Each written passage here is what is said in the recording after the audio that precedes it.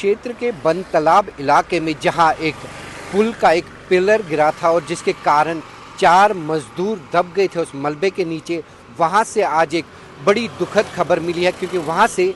3 शव rescue workers को मिले हैं जबकि एक व्यक्ति को जिंदा बचाया गया है। ये वाक़ा कल दोपहर को तकरीबन 3:45 पे हुआ जब जम्मू के इस बनतालाब इलाके में एक पुल के निर्माण कार्य में व्यस्त जो मजदूर थे वो काम कर रहे थे और उसी वक्त इस पुल का एक पिलर गिर गया जिसके कारण तकरीबन 5 से 7 मजदूर इस मलबे के नीचे आकर दब गए और जिसके बाद फ़ौरन बाद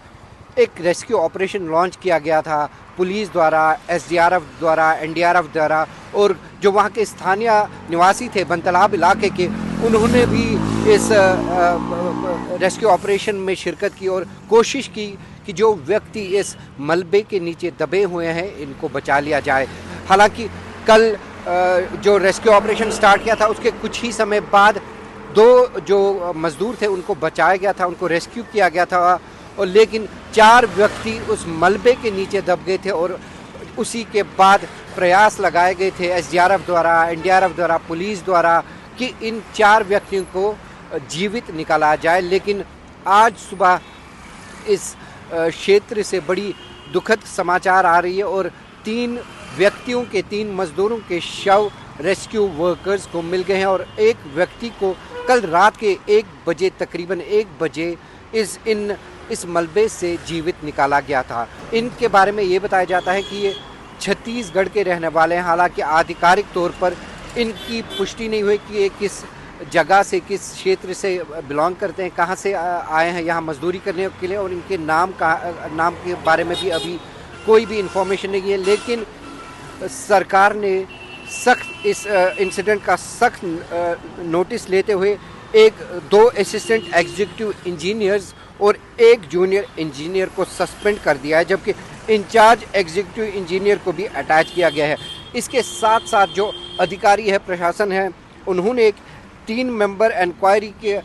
मेंबर के एक पैनल का गठन किया और इंक्वायरी का ऑर्डर दिया ताकि ये देखा जाए कि इस ब्रिज के इस भाग के कोलैप्स होने में कोई कमी तो नहीं हुई थी, कोई लैप्स तो नहीं थे, कोई नेग्लिजेंस तो नहीं थी ऑफिशियल्स के पार्ट पे। इसके साथ ही ये जो 3 मेंबर का पैनल है इसको इंजीनियर पुरुषोत्तम कुमार जो है सेक्रेटरी टेक्निकल है, engineer in chief public works department या आर&बी डिपार्टमेंट के, वो इसकी जांच करेगा और इसके साथ साथ प्रशासन ये भी देखेगी कि ये जो ठेकेदार था, कॉन्ट्रैक्टर था,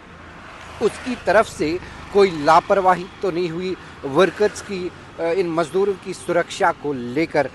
अभी तक जो हमारे पास जानकारी है कि 3 शव मिले हैं और एक व्यक्ति को जो ज़िंदा बचाया गया, एक मज़दूर को जिसको ज़िंदा बचाया गया था इस मलबे के नीचे से निकालकर उसको अस्पताल लिया गया है जहां उसकी हालत स्टेबल बताई जाती है। तो ये घटना कल तकरीबन 3:45 पर हुई जब वहाँ पर ये निर्माण कार्य चल रहा था इस ब्रिज का और उसी दौरान ये एक ब्रिज का एक पिलर गिर गया और उसके नीचे, उस मलबे के नीचे कम से कम 5 से 7 मजदूर आ गए और उसके फ़ौरन बाद पुलिस, एसडीआरएफ, एनडीआरएफ और स्थानीय निवासियों ने एक रेस्क्यू ऑपरेशन स्टार्ट किया और जिसके दौरान 2 मजदूरों को इनिशियली पहले ही कुछ घंटों में बचा लिया गया था, उनको रेस्क्यू किया गया था इस मलबे से। लेकिन 4 मजदूर इस मलबे के नीचे धंस गए थे, फंस गए थे और पूरी रात तक ऑपरेशन चला, रेस्क्यू ऑपरेशन चला, मल्टी एजेंसी रेस्क्यू ऑपरेशन चला और आज सुबह 3 शव बरामद किए गए इन मज़दूरों के और जिन मज़दूरों के बारे में बताया जाता है कि ये छत्तीसगढ़ के रहने वाले हैं। तो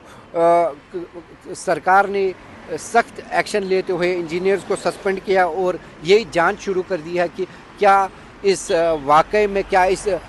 दुर्घटना में किसी भी अधिकारी का या किसी प्राइवेट ये जो कॉन्ट्रैक्टर है, ठेकेदार है जो इस कंस्ट्रक्शन काम में इन्वॉल्व था, क्या इसकी कोई लापरवाही तो नहीं थी जिसके कारण 3 कीमती जानें ज़ाया हो गई। अभी और भी अपडेट्स आते रहेंगे इस बारे में, शायद सरकार और भी नोटिस लेकर इसका देख लेगी कि क्या कॉन्ट्रैक्टर को जो इस कंस्ट्रक्शन वर्क को एग्जीक्यूट कर रहा था कॉन्ट्रैक्टर, क्या उसको ब्लैक लिस्ट करने की आवश्यकता तो नहीं है? सरकार कई एक एस्पेक्ट्स पे ध्यान देगी। ये जो प्रो पैनल है बनाया गया है, ये भी हर किसी पहलू पर नज़र रखकर रिकमेंडेशन भेजेगी सरकार को। और इस रिकमेंडेशन में ये भी हो सकता है कि क्या सरकारी महकमे की तरफ से जो एग्जीक्यूटिंग एजेंसी है, चाहे रोड्स एंड बिल्डिंग्स है, पब्लिक वर्क्स डिपार्टमेंट है, या ठेकेदार की तरफ से कोई ऐसी लापरवाही तो नहीं हुई जिसके कारण ये 3 बेगुनाह मजदूर मारे गए। श्रीनगर से वन इंडिया के लिए मैं इजहार अली।